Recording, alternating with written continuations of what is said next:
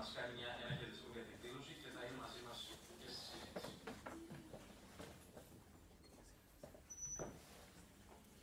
Λοιπόν, καλημέρα και από μένα. Είναι πράγματι, όπως είπε η κυρία Παφρινόρη, οικείος ο χώρος για μένα. Έχω έρθει εδώ πολλές φορές και ως δήμαρχος και ως γενικός γραμματέας.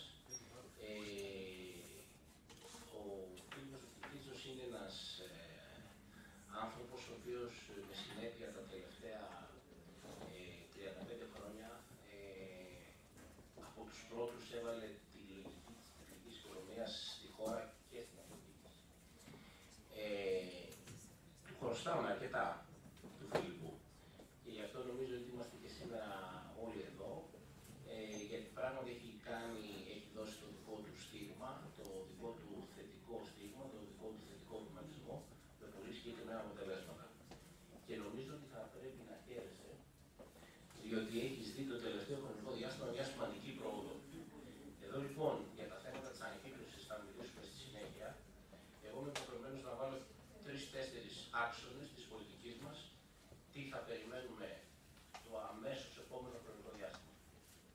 Πρώτον, θα έρθει νομοσχέδιο για τη διαχείριση των αποβλήτων αμέσως μετά το Πάσχα. Στο νομοσχέδιο αυτό θα αποτυπωθούν οι άξονες σε άρθρα που συνιστούν για μας μεταρρύθμιση στην ανακύκλωση. Η νομοθεσία από μόνη της δεν θα λύσει τα θέματα της ανακύκλωσης, θα αποτελέσει όμως την αρχή, ώστε και σε επίπεδο συστημάτων να υπάρξει απόλυτη ισορροπία, καταλαβαίνετε τι εννοώ στα συστήματα συσκευασίας, και θα υπάρξουν πολύ συγκεκριμένα κίνητρα και χρηματοδότηση δήμων μικρότερων, κάτω των 10.000 κατοίκων και μεγαλύτερων σε εξοπλισμό, για να κάνουν δράσεις συλλογής, ανακύκλωσης και βιοποβλήτων. Θα παρουσιάσουμε το νομοσχέδιο με τον Υπουργό του κ. Σκυλακάκη αμέσως μετά το Πάσχα και λίγο πριν το θέσουμε σε δημόσια διαβούλευση. Αυτό το οποίο μπορώ να πω σήμερα είναι ότι είμαστε σχεδόν έτοιμοι. Περιμένουμε μέσα από τη συζήτηση στη δημόσια διαβούλευση να κάνουμε αυτές τις διατάξεις καλύτερες, με στόχο αυτό που όλοι θέλουμε, να ξεφύγουμε από τα χαμηλά ποσοστά ανακύκλωσης και να πάμε εκεί που πραγματικά είναι ο ευρωπαϊκός μέσος όρος και η ιστορική κοινότητα. Αυτό είναι το ένα. Δύο.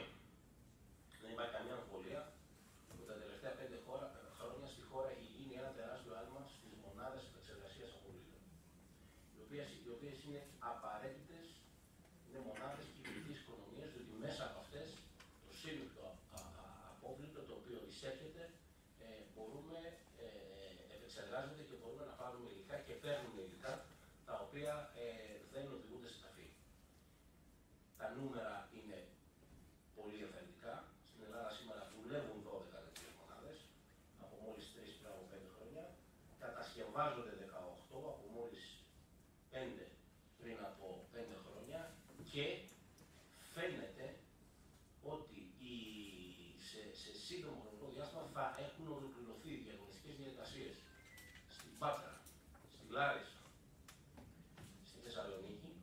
Ευελπιστούμε φέτος να είναι στην Αθήνα, στην Καβάλα, στο Αγρίνιο και πλέον θα μας μένουν μόλις 4 δημοκρατήσεις εγκαταστάσεων. Μόλις 4. Ένα μεγάλο έργο στο Βόρειο Αιγαίο, θα καλύψει όλες τις υποδομές. Ένα μεγάλο έργο στο Νότιο Αιγαίο, στην περιοχή των Κυκλάδων. Ένα έργο που θα αφορά την ΚΟ και την Κάλυμνο. Αυτά τα 3 έργα θα γίνουν χτί. Και τέλος ένα έργο στην Στερεά Ελλάδα, θα καλύψει τις υποδομές της Λαμία και της Τραγίδα. Και η χώρα κλείνει, και γι' αυτόν τον λόγο θα είμαι αύριο στην Κύπρο.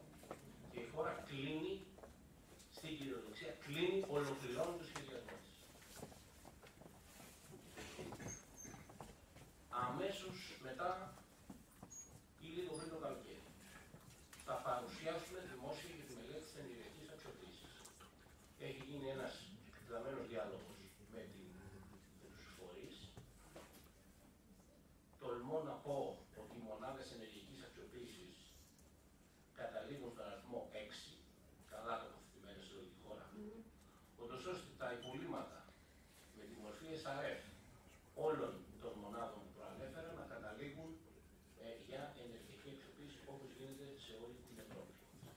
Αυτό θα μας οδηγήσει στο στόχο επίτευξης κάτω του 10% αυτή το 2030.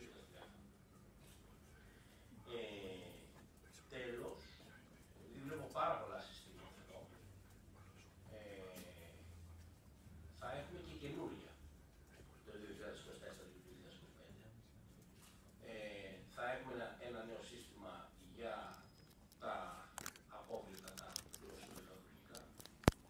Θα έχουμε ένα νέο σύστημα για τα απόβλητα των συσκευασιών φυτοφαρμάκων.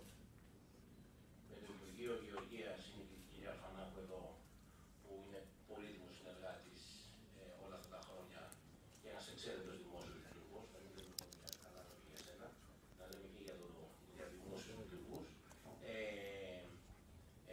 Χειρίζεται το θέμα αυτό με το Υπουργείο Γεωργίας, Αγροτικής Ανάπτυξης. Θα έχουμε την ΚΙΑ πολύ σύντομα. Δεύτερο σύστημα. Τρίτο σύστημα, τα γεωργικά, τα πλαστικά των θερμοκηπίων. Τι έχω ξεχάσει, τα φάρμακα, τα οικιακά φάρμακα. Πώς? Τα είπα.